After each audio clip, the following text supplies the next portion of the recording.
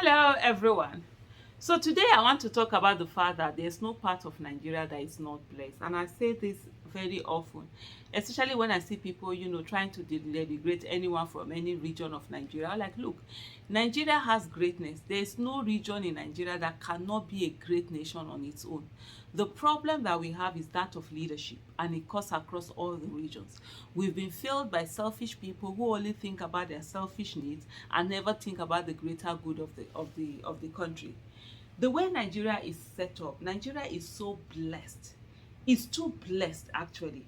From the north to the south to the east to the west, there are so many things, so many blessings in terms of mineral resources, in terms of landmass, arable landmass, in terms of coastal lines, in terms of human capital, in terms of whatever it is that you talk about it when you're talking about what it is that make nations great. What we've been unable to do, however, is to harness all of this wealth that God has given us, all of this greatness that God has given us, and put it to the use of the betterment of the people. And that's where leadership is supposed to come in. And of course, leadership constantly fails. And we've had a situation whereby illiteracy has been weaponized, tribalism has been weaponized, religion has also been weaponized by a few people who use it to continue to ensure that they perpetuate themselves in office and remain in political offices. So this has been some of the problems that we've had over the years in Nigeria, and it's still plaguing us. And unless we sit down and deliberately work out solutions to those problems and ensure that we participate and begin to move the nation forward, I'm sorry to say to you, whatever problems that we have now, in the next 10 to 20 years, they will be way, way worse. And that generation will be blaming this generation and saying they are the ones that actually destroyed Nigeria for them, forgetting that they also met a destroyed generation, just like the generation we are looking at and saying that they destroyed Nigeria for us also met a destroyed Nigeria. We need to put a stop to this generational destruction that has gone on over the years. Why am I saying all of these things? You might say, oh, she's rambling on.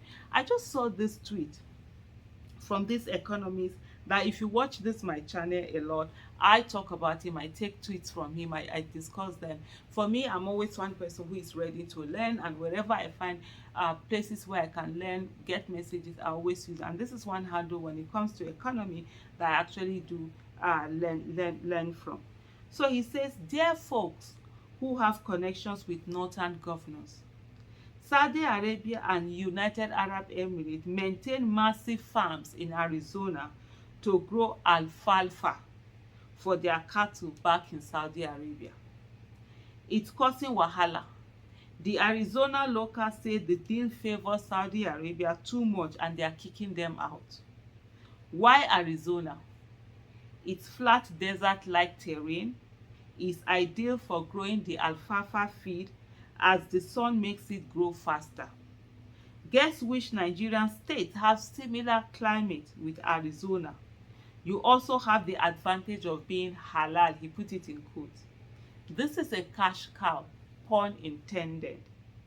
You clear large swaths of land with cheap labor, plant grass, harvest, load on a plane, and export to Saudi Arabia.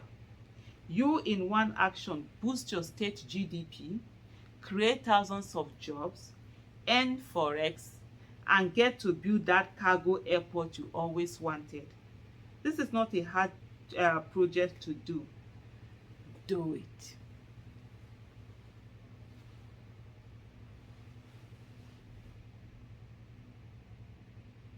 Yeah, just do it.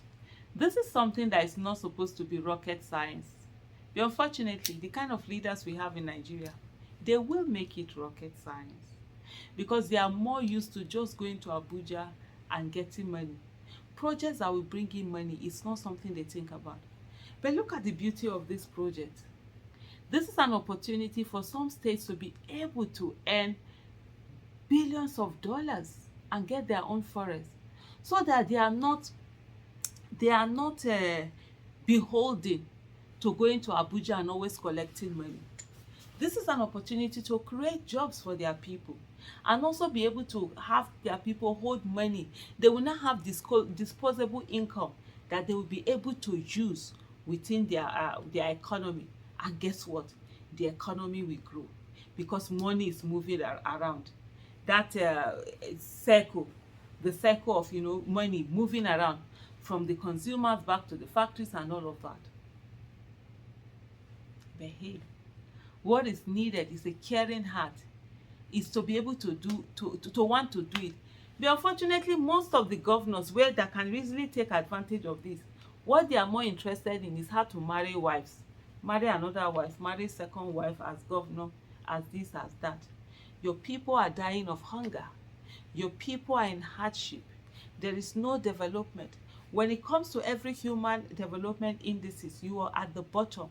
You're proud to be calling yourself educationally disadvantaged when you're not mentally disadvantaged. But you choose to make yourself educationally disadvantaged. Children are on the streets instead of being in school. Monies are spent on building mosques and marrying people off instead of spent on working on building schools and getting people there to get good quality education. That's the thing that concerns most of these governors. But here we have opportunity. Who amongst them is going to take that opportunity? I will try and see who do I know as the state governors in the northern part of the country and try and send this messages to them. Hopefully, they open their eyes and do the needful. But hey, most of them are just interested in blowing siren. They're calling the excellency, excellency, excellency. People who have not done excellent jobs, why are you calling them excellency? That's always my take. I'm not going to sit down and be calling people who really haven't done good job excellence. Until they do excellent jobs, nah, they are not going to get that. So, this is opportunity. And some of the comments, I'm going to read some of the comments from here. They were quite, some of them were hilarious. Some of them, of course, were this thing. So, I'm just trying to go. Somebody say Kalu abeg. It, of course, if you might say the issue of insecurity, yes, there's insecurity, that might be a problem. But with a project like this, they might give people the incentive for them to be able to fight those insecurity and get their land back and begin to earn money. Somebody called at Sky Drone say Kalu abeg. It's not the land that's the problem. It's the ideology of the people that inhabit the land. They go to Saudi Arabia every year and see how beautiful the place is, but still choose pauperism. Orientation has to change first. Investors are not stupid. Peace. And then somebody said, convert the entire Sambisa forest to alfalfa farm possible? Or is there any other use for Sambisa forest? Then another person, Mr. Wick, says, that's not interesting to the northern governors. They rather spend billions on Ramadan feeding than generate wealth and empower their people. Then Fatima says, if they create thousands of jobs, how will they now weaponize poverty? I think on that question, I will just stop here.